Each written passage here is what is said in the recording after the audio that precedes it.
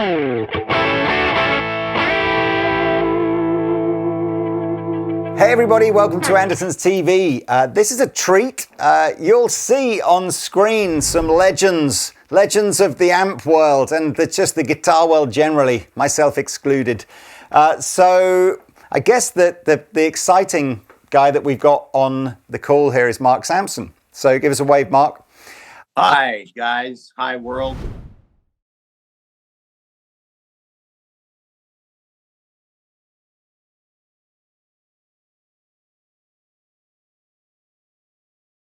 The thought process has never been, how do I make this different? It's, can I improve this? You know, and with some things like Matchless, when I was there, we were afraid to alter the 30-watt amp because it was successful. And we didn't want the stigma of pre and post, like CBS Fender. Mark kind of pressed me on like, where should I start? And I said, well, I mean, let's just sort of pretend that, you know, you never left Matchless in 1998 or 99, and taking your, 25 years or so of experience and knowledge, what does that amp look like today if you were to launch the DC30 in 2025? What would it look like? It has to do with the amount of gain that is in the EF86 versus the 12X7. As Mark was saying, the noise becomes an issue. It is such a sensitive valve, which is why I think certainly when I first played one, it reacted differently. It connected with the guitar differently.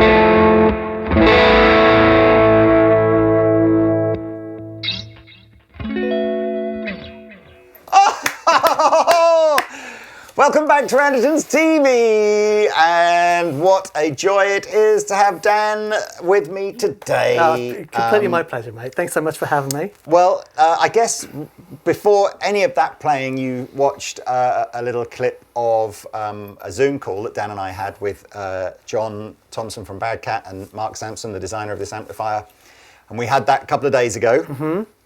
And I don't think we definitely won't have used the whole of that video as the precursor to this video. So that the whole conversation was about an hour long. It was meant to be 5 minutes. Yeah. We got to an hour. Links to that video will be below, or a video podcast, however that's going out. So this is the new Era 30. Mark Sampson has designed this amplifier for Badcat.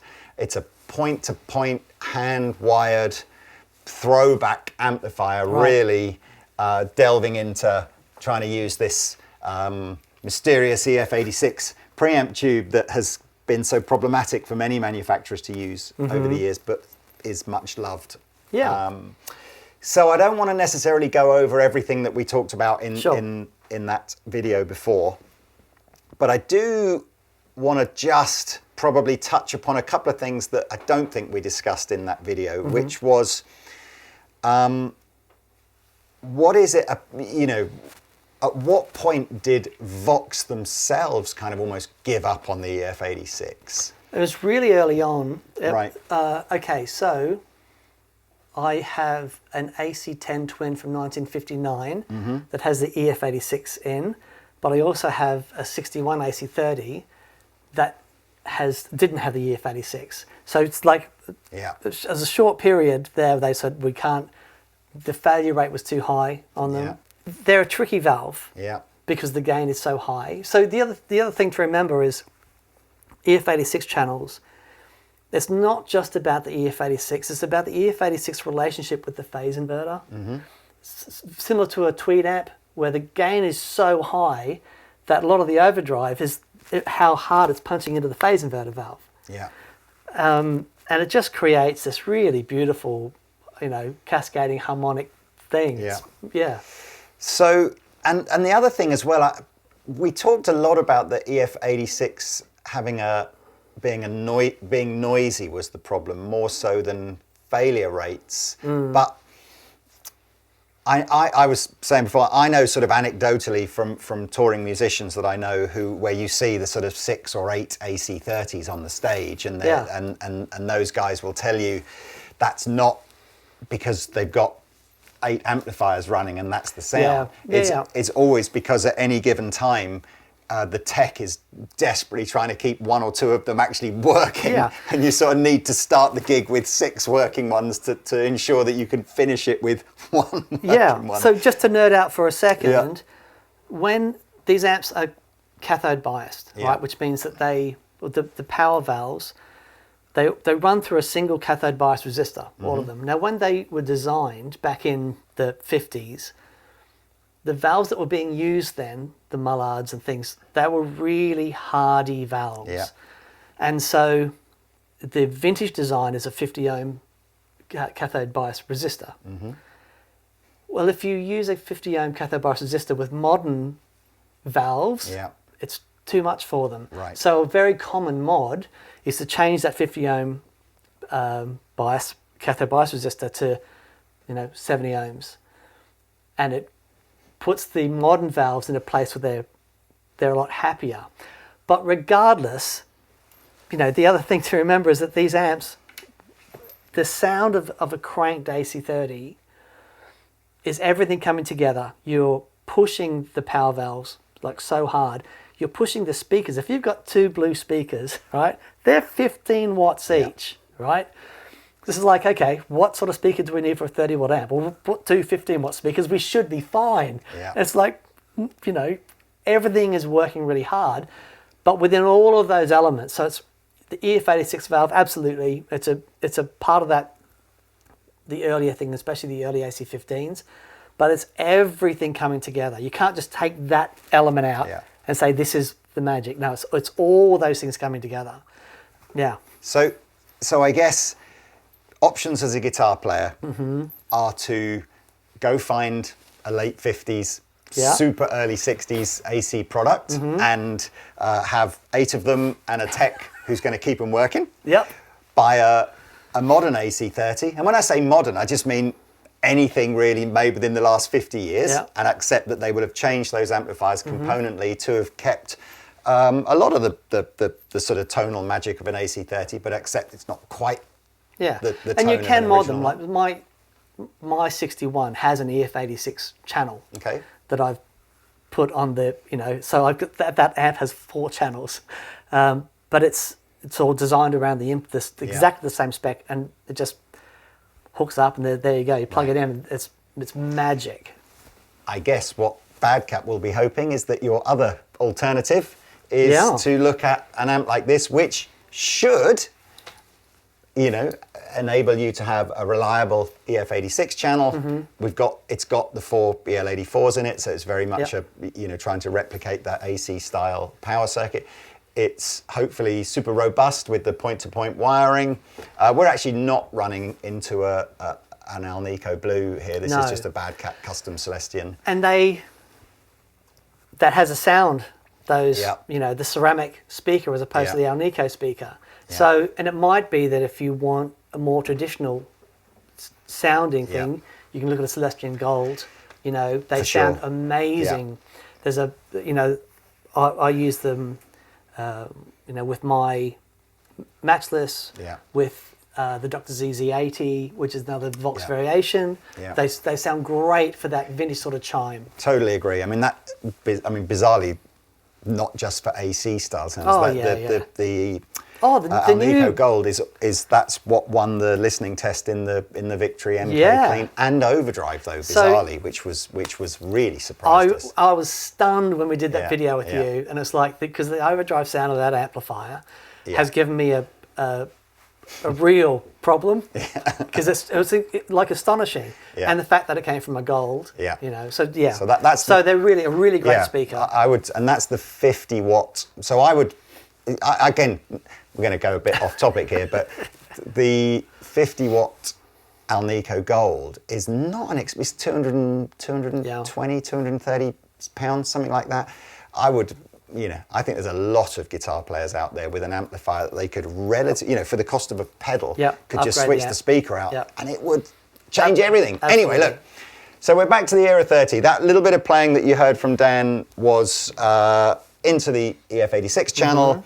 Not a lot of gain, kind of like a third of the gain, just under half the volume, bit of treble backed off. It's got we'll go into some of these controls. It's got a 4 or 5 position clickable depth control. Yeah, it's like a capacitor array, just different filter points. Yeah. There is a second channel with a 12AX7 in it, so we'll be able to demonstrate how different they sound and the ability to blend the two. We are going to do the effects loop challenge. So you are hearing the D&M drive in the front, the effects loop through the loop. One of Dan's questions to Mark was, issues rather you had with your old Matchless was that the effects loop just It doesn't work. It doesn't work. Mismatched levels. Yeah, wasn't because it? you've got this incredible high signal output. There's like nothing has been created that could handle the signal from a Matchless. But with this, so what's really clever, each channel has its own volume control, and then you've got a post-phase inverter master volume. So what that means is the magic that happens when you're putting a high signal into the phase inverter, and you can get all that going. And then where it splits and you get the two signals out of phase, putting a master volume after that stage is a really hard thing to do because you've got two signals to attenuate, not just the one that's going into the phase inverter. Yeah. So I don't know how he's done it. I'm assuming it's a dual gain pot and he's attenuating both sides of the signal. But it's that they've gone to that extent. But you've now got a consistent level going through the effects loop Exactly. before it hits the master volume. Yeah. However, as we'll find out in a minute, there is always a compromise, I Always. think, as soon as you use the effects loop. And we can show you what that sounds like if you're concerned about that. So come on then, Mr. Dan, over to you. Let's just maybe go through some of the... I guess what I'm most interested in, and probably most people are interested in, is just, so what is the characteristic difference between the EF86 and the 12AX7? So Sure, I guess okay. if we set each channel up to be a similar sort of level and gain structure, and we'll just switch. I don't even think we need to do that because the EF86 channel, there's no tone stack here, right? You've got a treble control and 5 different capacitors, right? So if I start on the lowest, and this will be the thinnest sounding, Yeah. right?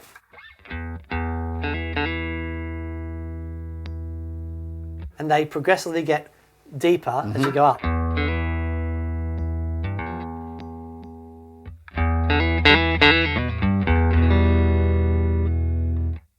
Why do you think, because I was playing around with this on Friday before we did the Zoom call, and it's not like a veritone circuit where it goes from like you're talking through a telephone to full fat. It goes from 5% less bass to full bass all the way through. So it's almost like, what's the point? Amazing in the studio. Right. When you're tracking guitars, one of a big complaint, you know, we'll sit here and I'll always have mine on the most Maximum. bottom end that I can get Yeah. out. It sounds amazing. But when you're in the studio, that's not very helpful. Right. And actually the ability, you know, if I get an overdrive sound on, for example, and I'm...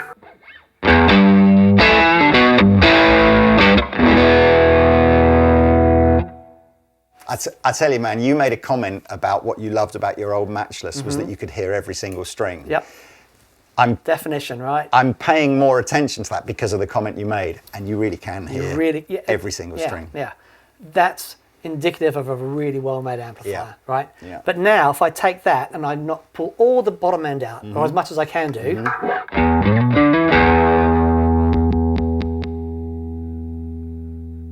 and if I'm in the studio going over a track,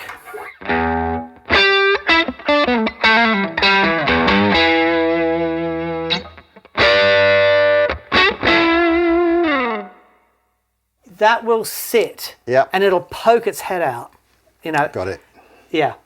So I always, and you know, in isolation, we're the same. Every guitar demo video you ever see in isolation, it's all the bass end. Yeah. But so in the studio, it's a really great thing to do.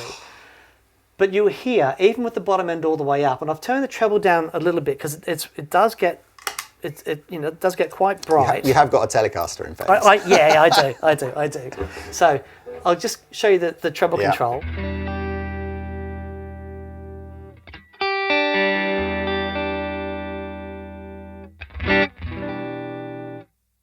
And again, it's not like, it doesn't go to piercing, but this isn't the usable range that I want. If I go to, like in a room like this, was quite reflective, and I dial that back. But if I'm in a really dense room and I need some more chime, so I really like that. And it's not working like a cut controller on an AC30, is it? It is a traditional treble. I don't know. It might be. You think? I do. Right. I think because they've got this, I could be completely wrong, but I think it's a passive, like just a cut control. But Zero feels like it's at 12 o'clock as opposed to having the thing all the way Well, I think what they've done is they've made that what I think effectively really zero. quite bright, and so you can dial that back. Yeah. Which is a common thing they do to reduce noise. Right. They make the fully open thing, give it a lot of top end, and so you dial it back to a position that's useful. All the noise goes away. But you'll hear, even with the depth, at the most amount of bottom end, there's a lot of mid-range in there, right? And you'll hear that goes as soon as I switch over to the 12-7 channel. So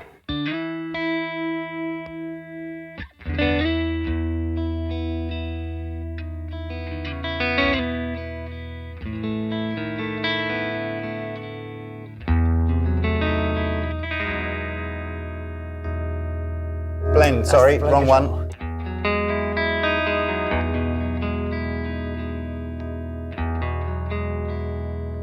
Is that more so, I think, when you had the drive control on? Some of those harmonic, frequencies that I don't even know what the correct technical term for it is, but that sort of sustainy, just edge of feedbacky kind of thing that I suppose, the layman's terms is just a good sound, are more present on the EF86 side than they are on the... Yeah, it is a natural thing of the design, because there's no tone stack, right? And what that means is, if you imagine, to get rid of the tone stack in here, I effectively have to do this, which lets all the signal through. So the preamp is designed with, it sounds, with these sort of frequencies in, and then we put the tone controls in that notch these frequencies out, right?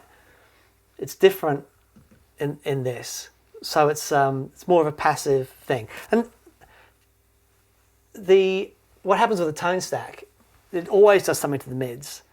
There's a midpoint, and so if we have the bass and treble control, the midpoint will stay there, and the bass and treble will be reduced, giving us more mids. But if we want that lovely scoopy thing, you turn those up, the mids stay where they are, bass and treble turns up around it. It is I'm assuming, I don't know the design, but what they did in the DC30, this is the top boost channel, right? Really amazing, clean sound. What is really cool that they've done here is given each channel its own volume control. One thing I've been trying to work out how to do, I do have a master volume control on the Matchless. It's like a pull That's bypass. right, you can bypass it, can't you? Yeah. That's right, but it affects both channels. What I'd love to be able to do is have it only affect the EF86 channel. Yeah. So when I go to the clean channel, it's wide open. Yeah. Well, you can do that here just by turning up the volume on this channel, so that, you know, if, again, we can reduce the volume and turn up the gain in the front here. So using it almost like a traditional 2-channel amplifier. Exactly. Yeah. And if we should say as well, these are a foot switchable option as well. So you get the foot switch with it, and you can use it just like that. So if I just turn the gain up here,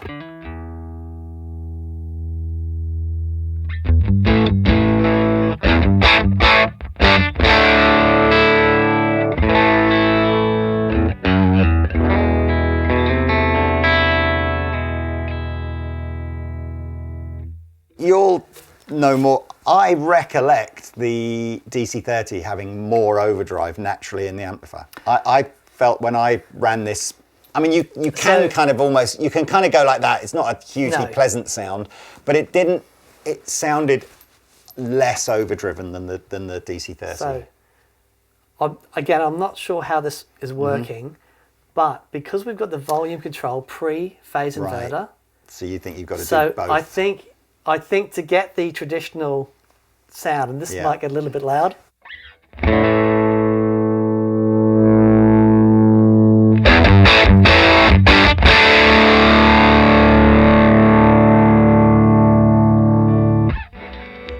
Okay, so that is a great sound. So you're really, everything's a compromise at some point, rather, isn't it? If you want to use this as a traditional clean and dirty channel amplifier, you're not necessarily going to be able to do that, are you? Well, if you just can want do to it gun better than you have been able to do it before. True. Because my favourite thing with the EF86 is the clean tone. I love having those mids in there with my clean tone. So I would run it like that and then use the gain control as my master volume for the clean sound, right? So.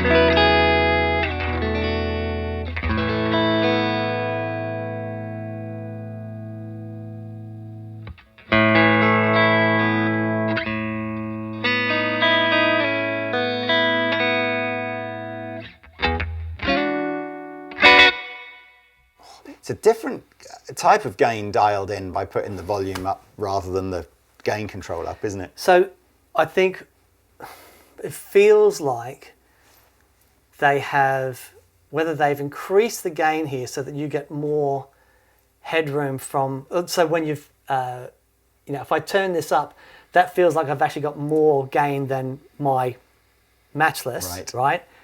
And badcats traditionally do have more gain, but it might be that somewhere around there's a bit more open. It's not hitting the phase inverter quite as hard, but it comes down to that relationship between the 1287 and the phase inverter. Obviously, this is the first time plugging into the amplifier, so I'd need to spend some time with it. But you can see that that isn't just the gain control. It's about this and this, So if we turn the master down and crank these two up, this is going to be, again, it'll be quiet.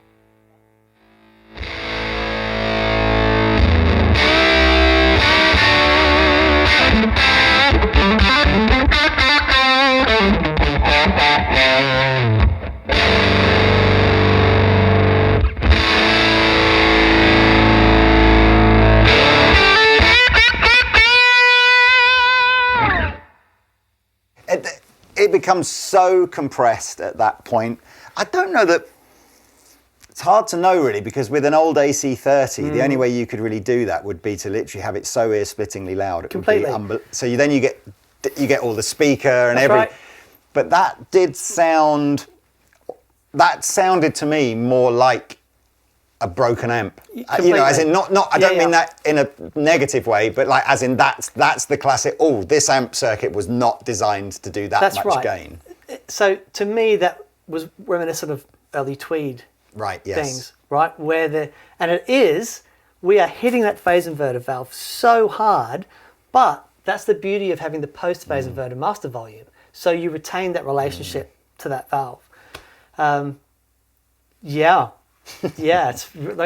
super interesting. Let's do some.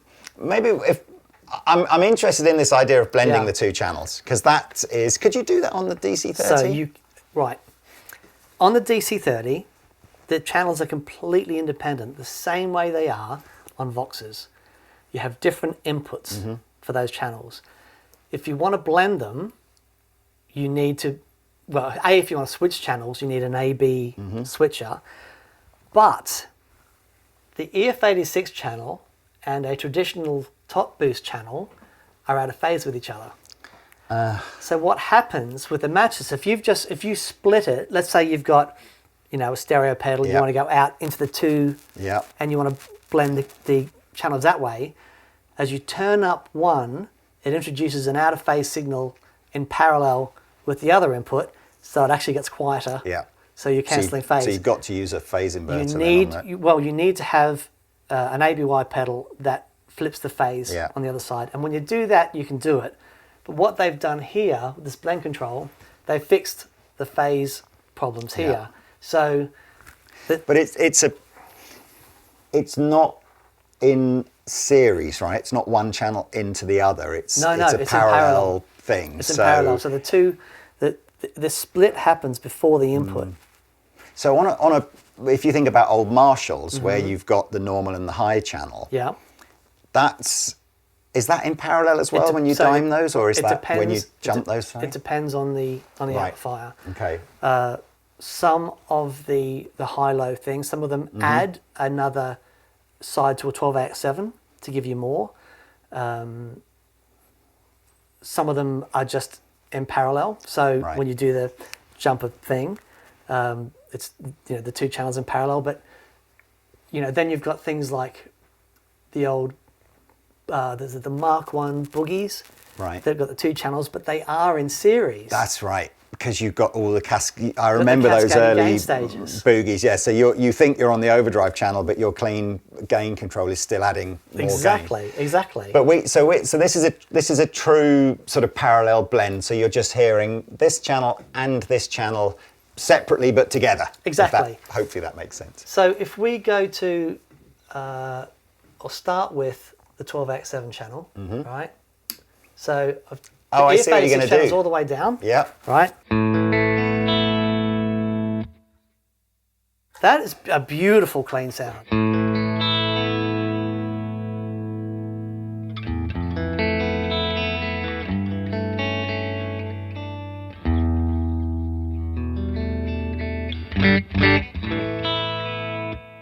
Now I'll turn off that, but I'll blend this channel in now.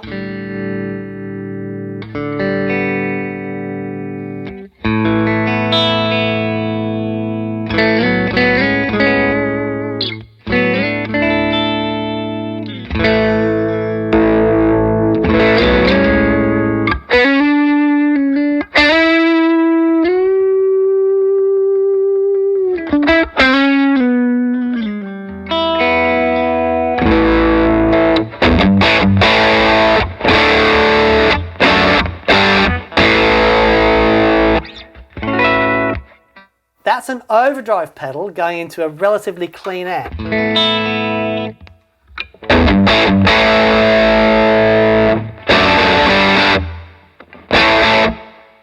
I don't want to, we're so terrible for using, all those guitar-y words like transparent and organic. But I guess I want to call it harmonic content. I've probably stolen that from that pedal show in terms of, but that to there, that's what it introduced. Yeah. It just introduced all these extra layers of mid-range predominantly that just made the whole tone elevate. Because it's not an EQ you're adding, it's different. Because you're adding the the harmonic content of the EF86 into that. I mean, it is a trick that loads of Matchless users have been using for ages. They blend the channels, and that's their sound. They kick everything into it with pedals.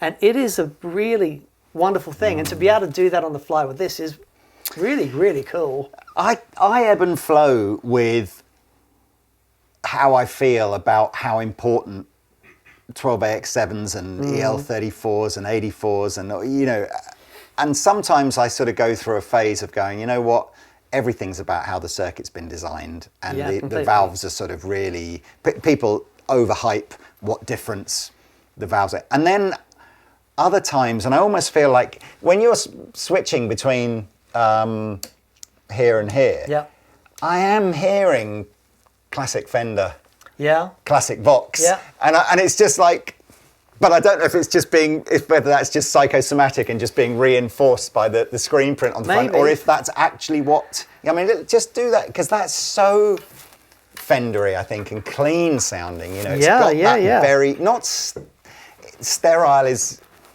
maybe that is the word, but I don't mean that in a negative way, but that just hyper clean, slightly more sterile, clean tone that perhaps a Fender would have, certainly a Fender that you're not driving terribly hard. And then you go over to that EF86 channel and with much the same amount of gain, and it's just not as sterile. For sure. So, I mean, this is a classic, that sort of tone stack is used, across the board in a lot of amplifiers. The difference being, it was only the Champ and like some of the newer smaller offerings that used these sort of power valves for Fender, but traditionally 6V6s, 6L6s, more headroom. So I guess, for the more headroom, if we go a little bit louder here, and for the, bit more bottom end.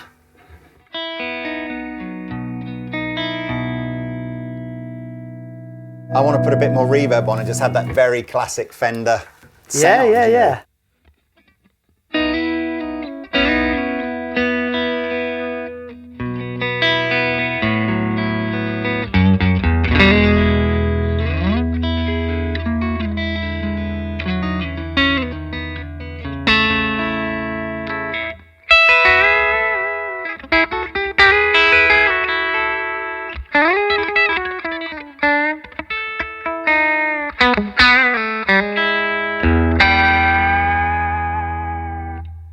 Because I wouldn't define that at all sounding like a British, that found it very American to me. And that's the bit where I end up going, I know this is EL84s in the power section, so it's like, should that not prevent this amplifier from but that sounds great. And what a great amp. I'm into it, man. Yeah, it's very, very cool. It's a good pedal amp as well, I think, isn't it? It's a great pedal amp. It's a great pedal amp. I think, the fact that it does have a usable effects loop is huge, especially for people that love badcat gain. That's a big deal. And it's a great effects loop, but every single effects loop I've ever tried is compromised, because what you've got to do, remember that the signal that we're creating those huge amounts of gains with, it's massive. To get that reduced, sent out, a buffered signal sent out to the pedals, and then sent back, and then they have to push that signal back up to match what went out. And it's the effects loop itself rather than any deficiency in the pedal, isn't it? That's or right. Any loss of... That's right. Because I know, again, some of the... I don't think Martin does it anymore on the Victory stuff, but there was a couple of... I might still do it on the Duchess, actually. That one of the features, you could actually switch the effects loop off on the back of the amplifier. And again, I think it ended up being foot switchable. But yes, you're right. I mean, I think the reality is you either put all your effects in the front. Let's show people what we mean. Okay. So we've got the Delverb going through the effects loop. Delverb is a true bypass pedal. So when it's switched off, it can be either, but at the moment it's in true bypass mode. But because the effects loop is buffered, right? Yeah. It is sending a low impedance signal to the pedal. So this input cable virtually disappears. Right. Right? It's not on a passive effects loop. The send cable from the amplifier, you really hear it. Right. especially if you've got a pedal board that's 20 feet out in front of you. It makes a big You hear the difference. loss, You yeah. really do. All right, well, let's set this up on our EF86 channel. Not that it really matters, because but you listen for the. I'm going to set people up now to almost you're going to hear it because I'm going to say you're going to hear it. But listen for the way that we lose a little bit of that depth and bass end when I. Well, I say we're going to lose it. We're going to gain it when I'm going to pull the effects loop out whilst Dan's playing. Okay.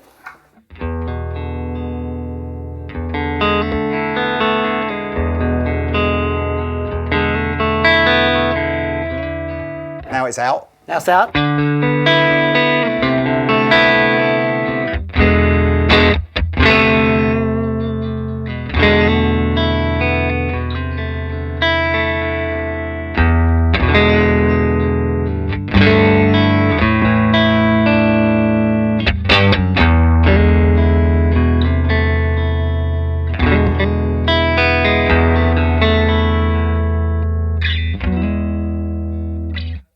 Bizarrely, I don't know if it's where I'm now standing behind the cab, but that didn't sound as evident as it did before we were filming. So, Sure. but during that section of you playing, I unplugged and replugged in twice. So you Right. effectively would have got with the effects loop without, with the effects loop without. Sure. And it wasn't. No, it's great. It's not a dramatic loss, No, is it? absolutely. Whereas any other, if they tried to do this, this pedal you just hear. Yeah. Right. So it's done really, really well. Yeah. Can you Mr. just Egnator. can you just play the bass? Just let a bottom E ring. What about I do this?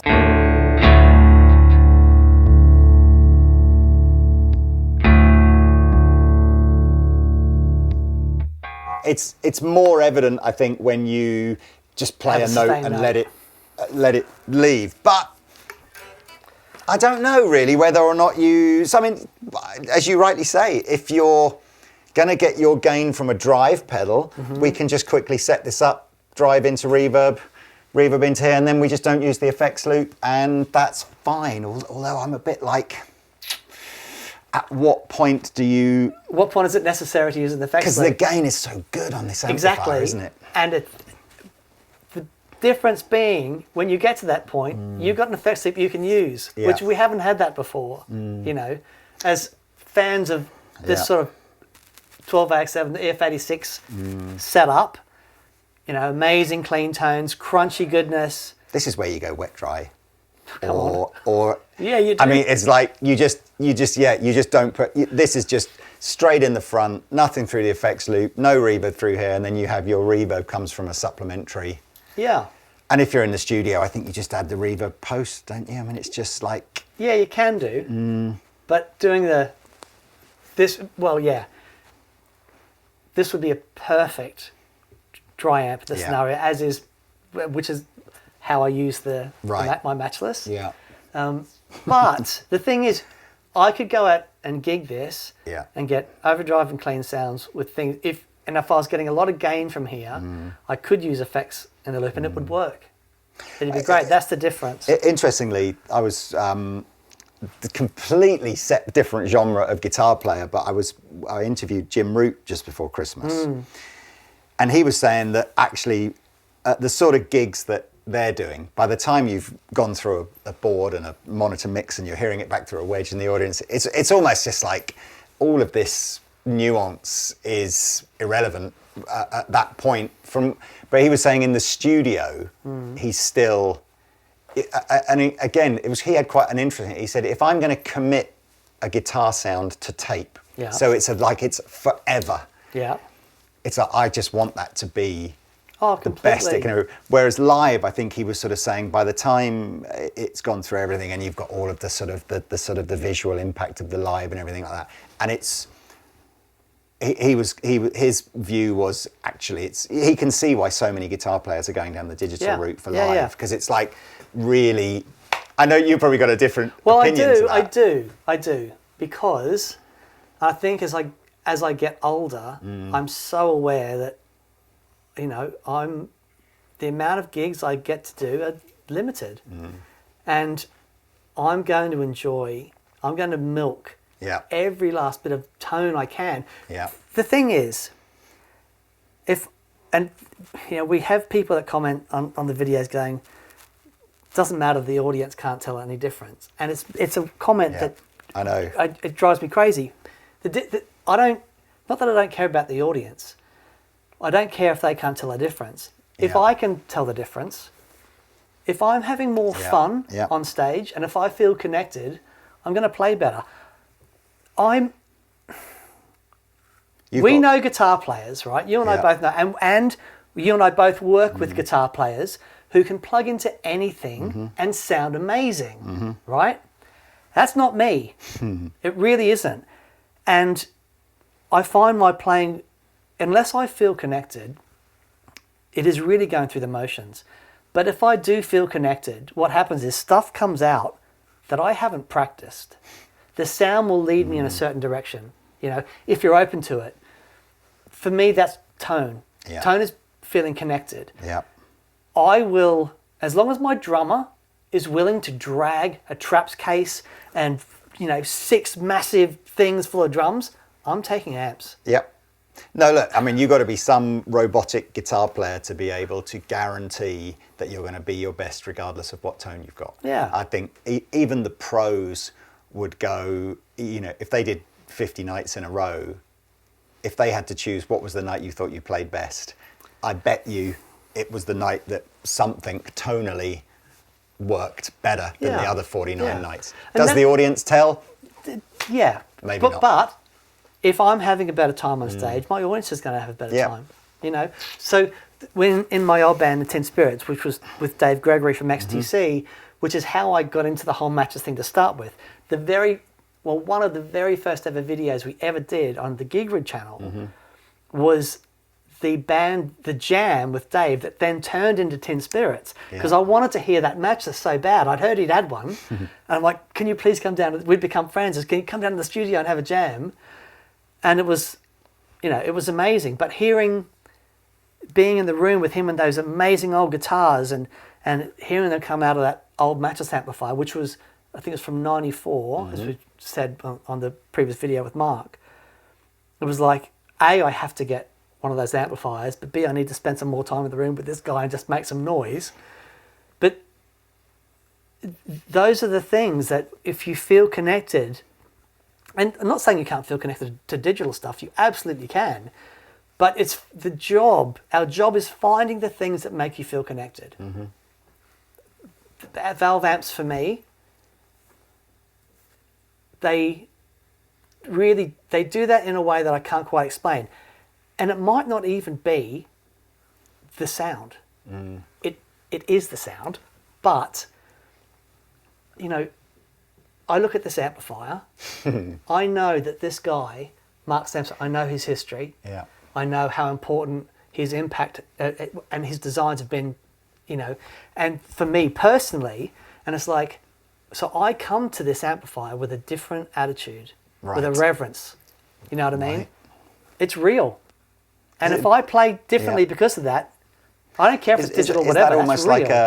that's almost like a Fender Master Builder thing, is it? If you know that Dale Wilson or whoever has made you, and who's the guy that does all of Clapton's stuff? Oh man, whatever. But if you know that guy's the one who's built your guitar, even before you've picked it up, you just some little enzyme has triggered to make you. You know what? And that was what I was going to say. We have to finish with a different guitar. I did mention that getting into all this sort of stuff when I discovered old guitars. Yeah. Because, we're talking about the clarity thing before. And I really heard it and felt it as much as anything. So this is 1962. Still says Les Paul. And it's a silly guitar. The inspiration for the Transformers franchise 100% came from the Maestro Brill. Is it Vibrola? I can't remember. What are they called? Yeah, this is the sideways vibrola, Right. which is the biggest engineering fail on any guitar ever. So this has got the locked off thing, but the idea was this would come out and you would push it up and down like that. Isn't that though? I find if I give a Fender Stratocaster to someone who's never seen or played an electric guitar before, that is what they do with the arm, isn't it? To sort of, so it's quite a natural, but yes, as a disastrous piece of engineering, isn't it? However, what this bit of looks cool. element, it looks great, and this has a sound, right? You know.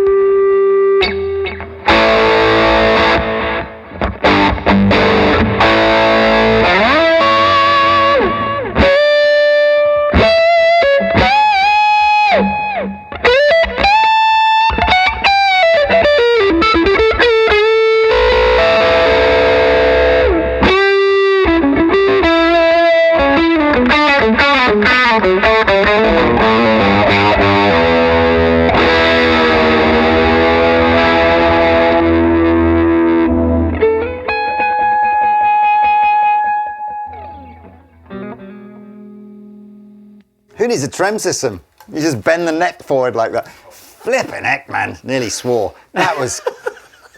I'm not... It's really... I understand the why it's clever to have the 12AX channel, and I like the fact that you can switch between them. But if I had to just go to what's the best sound in that amplifier, it's just that. Yeah. It's just killer. It really is. Yeah. I think what I love about the mid-range of these things is how you hear the guitar. It is arguably harder to play. Right. Because it's so clear. Even though it's dirty and it's gained up, you hear the pick. The attack of the string becomes really important. But it is,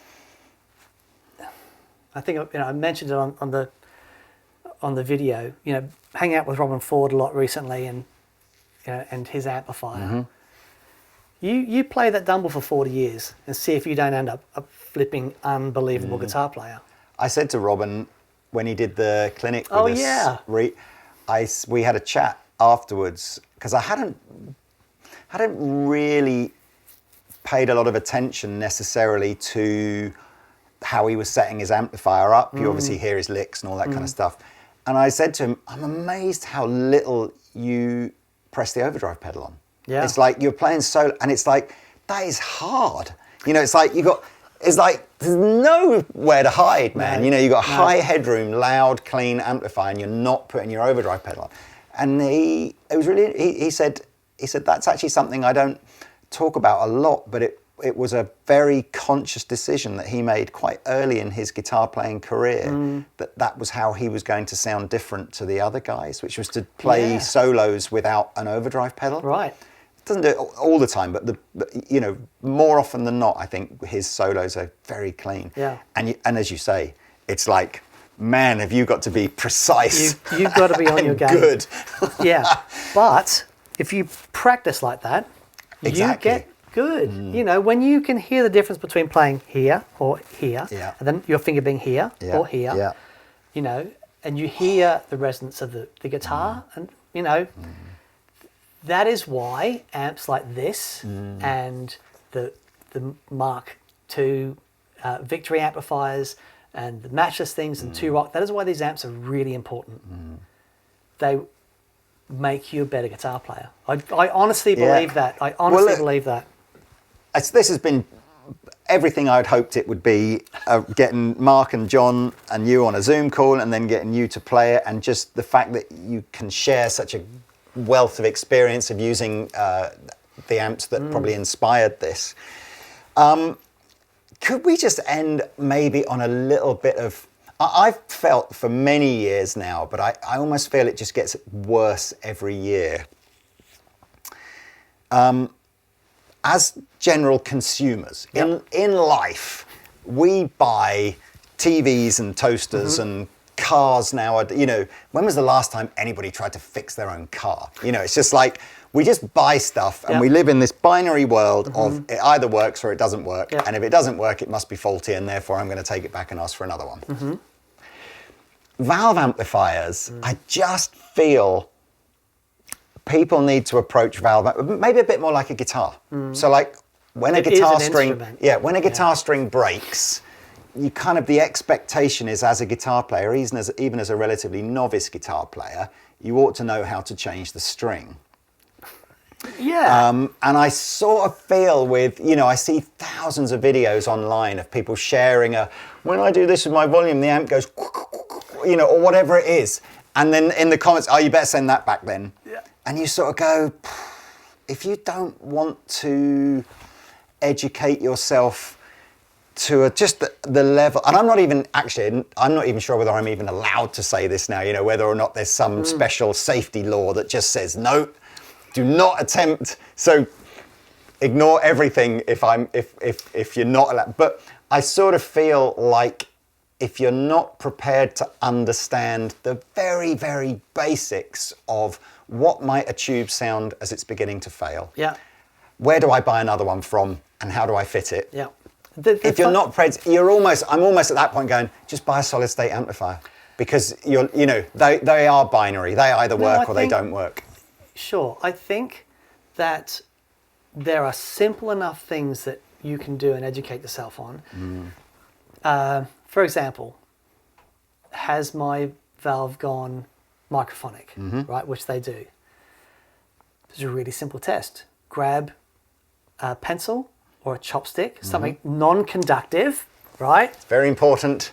And very lightly tap the tube. Even at this point, I'm not, because of course in order to do that the amp's got to be on. Yeah. So you've obviously had to have got into the amplifier. Now most valve amplifiers, in fairness, in fact if not all valve amplifiers, the valves are exposed in a way that the actual electronics that are in the amplifier are not. No, that's right, because they're consumer pieces of... Yeah, but you're supposed to be able to take them out and swap things over. Yeah, but I think a lot of amps are built nowadays... with the big grill on the back so you can't touch them. But look, I do think so in essence I didn't mean to sort of interrupt there, but I do still feel like you do need to be able to, as you say, recognize when a valve is starting to fail, because it will just be a loss of volume or some weird noise or some unwanted background noise or whatever like that. And invariably, I think it is worth knowing when is it more likely a preamp valve versus a power amp valve. You know, what are the sort of the different diagnostic process? It's not hard. No, I agree. It's quite simple. You wouldn't go out, and like you're saying about cars, you wouldn't go out into like a weekend race derby thing without knowing that you've got to put fuel in it. You know, there's a basic thing. It's like saying, "Oh man, my D major chord's broken." It's like, no. Oh, how'd you do that? Don't you think though, as society now, like my dad would have known how to change the spark plugs and clean the carburetor and, you know, and nowadays, if you haven't got the laptop to plug into your car to diagnose what's wrong with it, it's like you can't do it. So we all just, but I think these are a throwback, aren't they? If you're not going to try and fix your quad cortex by yourself if something goes wrong. These are really simple devices when it comes down to it. And to keep it running, like you really don't need to know a lot. You know, it's like, okay, something goes wrong. Just have a look in the back. Okay, I can see my 4 power valves. 3 of them are red, and 1 of them is blue. Yeah. Okay, maybe that's a problem. You know, the number of times that you get microphonic and strange noises out of valve because it's not seated properly. Completely. So it's not even that the valve is faulty. It's just in transit, vibrations, whatever. It's just wiggled its way out, and all you've literally got. And this again, power everything off. Take the valve out. You know, put the valve back in. It's like. It fixes, like, I don't know what the percentage is, but like, you know, 30-40% of the time it just fixes the problem. 90% of problems with valve amps end up being a valve of some description. You've got things like filter caps and blah, blah, blah, you know, for the other 10%. But keeping a valve amp going on the road, it's not hard. But I think it's... So that was what, and I'm probably doubling down on this because my expectation is if you're going to go in for an amplifier like this and it's using an EF86, you're probably got to accept that, you know, and even if you run it hard with the L84s, you're probably buying into a valve amplifier that needs maybe slightly more valve upkeep than... Maybe, but it depends on a number of factors. How much are you using the amplifier? Are you out playing 5 nights a week? Like I said, Dave Gregory's 94 Matchless, he still has the original valves in it. Which is great. And this is on, you know, toured with Amy Mann for a long time, and obviously the XTC stuff, and we've done sessions for over 30 years now with an amplifier. We toured loads. It's still one of the best sounding amplifiers I've ever heard. That was with the original the twin rectifier valves in it as well, when they came as standard with those. I mean, it's one of the things about these sort of amplifiers as well, and there's a bunch of really great amp manufacturers that now recognize that if people are buying these and touring with them, we're going to make them in a way that they are reliable. So, you know, the way that the valve seat and how a lot of them have sort of rubber flexible bases so they can vibrate a little, You look at the consumer valve amp of, you know, so an old Selmer, you know, that was the old Selmer amplifiers that were available in the catalogs, the Sears catalog, you know, they were churning those things out like hundreds every day. It's like, just get them out the door. And there's my old AC30, for example, there's no quality control in that thing at all. Now, it doesn't sound amazing. Absolutely. Is it tricky to keep that thing on the road? Yeah, it really is. Which is where Mark Sampson came in, because he was repairing so many of these things. So he's like, okay, we can do things a bit differently to make these things more reliable. And I would say most serious modern valve amp manufacturers have addressed a lot of these problems. I think valve amps today are more reliable than they have ever been. They're also aware of the new valves, so they're different. You know, they don't dissipate heat like the old ones do. They're just not as robust, and they're compensated. You know, so I actually think now is a great time to buy new valve. No, I'm yes, I'll die on that hill too. Yeah, completely. I just wish people. Yeah, I just think it's important that people understand what they're buying and just go, yeah, I know how to. What am I listening out for when a valve's about to go? Sure. And do I feel confident that I can just replace it? I mean, valves aren't expensive, are they? I mean, no. set of valve is a couple of sets of strings. You know, it's just not. But again, if you're playing guitar and you're going, oh, these strings sound dead, you're not going to blame the guitar. It's like, no, the guitar's not faulty at that point, exactly. It's like, okay, I need to learn how to change the strings. Yeah. All right. Well, look. Well done for staying Yeah. to the end. As always, when Dan and I are together, we go slightly off topic, but I hope you find it kind of useful. So look, this is the Era 30. It's a Mark Sampson designed amplifier, as we discussed in the video with Mark and John. Might be not limited edition is the wrong word, but who knows? It might be the start of a whole line from Mark. It might be a one-off, who knows? It's at the higher end of the cost of badcat stuff because it's the point-to-point hand-wired, the most expensive way to make an amplifier that there is. So 3,800 UK pounds for one of these, pounds money, not weight, America. It's at the moment only available as a head. And again, as I said before, potentially, if it's popular, whatever, may make its way into a combo at some point or other. But holy moly, that's a good amp. It's a very, very groovy thing. It's some really lovely amps coming out at the moment, which is nice to see. For sure. Some very talented designers doing very special things. Long may it continue. I hope so. Well, look, thanks, Dan. It's a pleasure, pleasure as mate. always. Thank you guys for watching. Links below if you want to go read more about this amplifier. I don't need to tell you that there's another YouTube channel called That Pedal Show that this man presents with Mick Taylor. If you haven't watched that, where have you been? Go and watch that. And yes, pedals-wise, we had the D&M Drive, which is the Robert Keeley collaboration with Dan and Mick, and the UA-FX Delverb. Again, links for those below as well. Beautiful. That's it. We better get on and do some other things. Thank you, sir. It's been a pleasure. See you next time. Bye. Bye.